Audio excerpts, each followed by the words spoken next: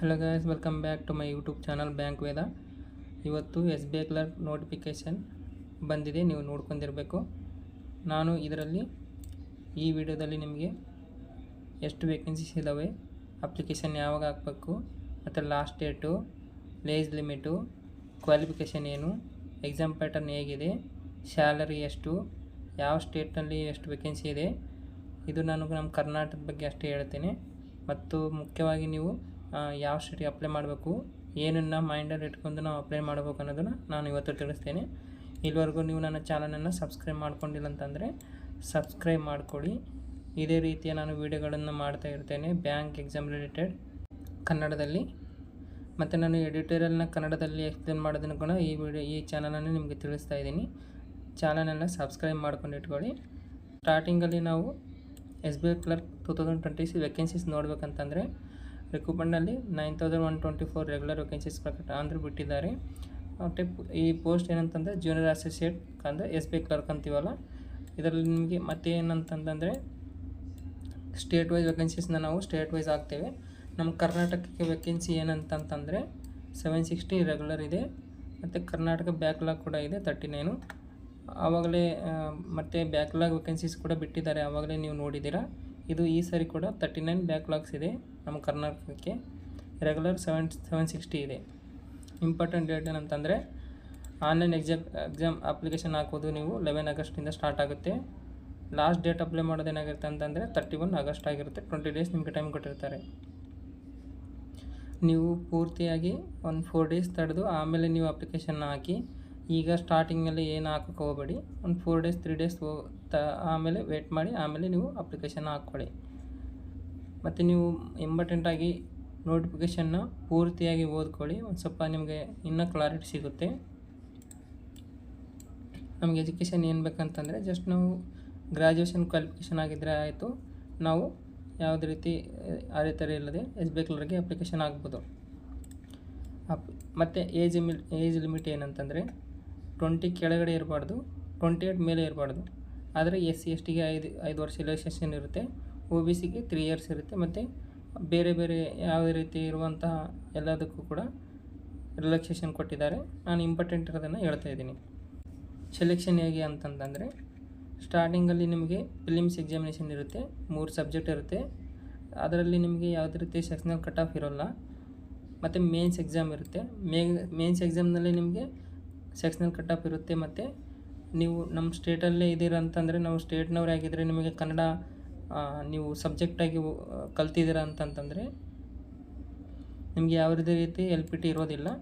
But other state ಅವ್ರಿಗೆ ಏನಂತಂದರೆ LPT ಇರುತ್ತೆ. ಅವರು ಈ LPT ಪಾಸ್ ಆದರೆ ಮಾತ್ರ ಜಾಬ್ ಕನ್ಫರ್ಮ್ ಇರುತ್ತೆ.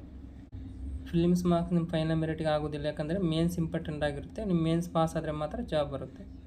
ಫಿಲಿಮ್ಸ್ ಹೇಗಿರುತ್ತೆ ಅಂತಂದರೆ ಫಿಲಿಮ್ಸ್ನಲ್ಲಿ 3 ಸೆಕ್ಷನ್ಸ್ ಇರುತ್ತೆ. ಇಂಗ್ಲೀಷ್ ಲ್ಯಾಂಗ್ವೇಜ್ ಇರುತ್ತೆ, 30 ಕ್ವಶನ್ಸ್ ಇರುತ್ತೆ, 30 ಮಾರ್ಕ್ಸು.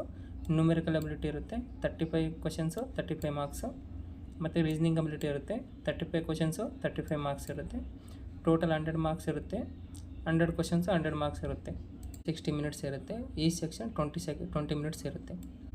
ಮೇನ್ಸಲ್ಲಿ ನಾವು ಜನರಲ್ ಅವೇರ್ನೆಸ್ ಮತ್ತು ಫೈನಾನ್ಷಿಯಲ್ ಅವೇರ್ನೆಸ್ ನೋಡ್ತೀವಿ. 50 ಕ್ವಶನ್ಸ್ ಇರುತ್ತೆ, 50 ಮಾರ್ಕ್ಸು, 35 ಮಿನಿಟ್ಸ್ ಇರುತ್ತೆ. ಜನರಲ್ ಇಂಗ್ಲೀಷ್ 40 ಕ್ವಶನ್ಸ್ ಇರುತ್ತೆ, 40 ಮಾರ್ಕ್ಸು, 35 ಮಿನಿಟ್ಸ್ ಇರುತ್ತೆ.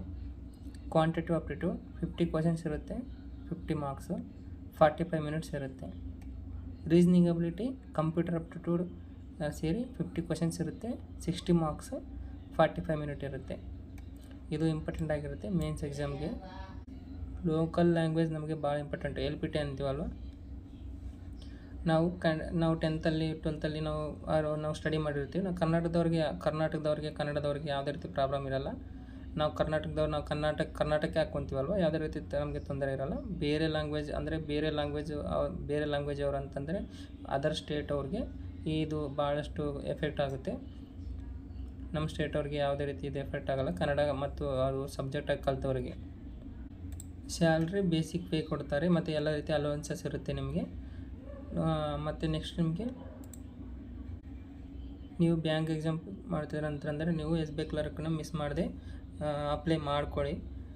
ಇದಕ್ಕೆ ಯಾವುದೇ ರೀತಿ ಏನು ರಿಸ್ಟ್ರಿಕ್ಷನ್ಸ್ ಇರೋಲ್ಲ.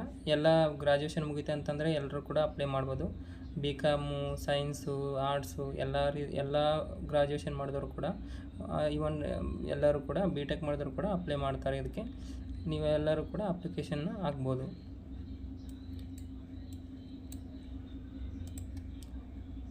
ಮತ್ತು ವೇಕೆನ್ಸಿ ನೋಡಿ ಯಾವ ಸ್ಟೇಟಿಗೆ ಎಷ್ಟು ವೇಕೆನ್ಸಿ ಇದೆ ಅದನ್ನೆಲ್ಲ ಕರೆಕ್ಟಾಗಿ ನೋಡಿ ಮತ್ತು ಕರೆಕ್ಟ್ ಮಾಡಿಕೊಂಡು ಹಾಕಿ.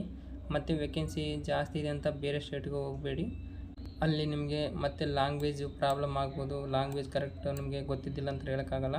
ಕರೆಕ್ಟಾಗಿ ಚೆಕ್ ಮಾಡಿ ನಿಮಗೆ ಲ್ಯಾಂಗ್ವೇಜ್ ಬರುತ್ತೆ ಅಂದರೆ ಮಾತ್ರ ಹಾಕಿ. ನಮ್ಮ ಕರ್ನಾಟಕ ಆಗಿದ್ರಾಗಂದರೆ ತೊಂದರೆ ಇರಲ್ಲ, ನೀವು ಬರಿಬೋದು. ಅದು ಯಾವುದೇ ರೀತಿ ನಮಗೆ ಪ್ರಾಬ್ಲಮ್ ಬರಲ್ಲ. ಅದರ ಸ್ಟೇಟಿಗೆ ಹೋಗ್ತೀನಿ ಅಂತಂದರೆ ಮಾತ್ರ ಅವೆಲ್ಲ ನಮಗೆ ತೊಂದರೆ ಬರುತ್ತೆ.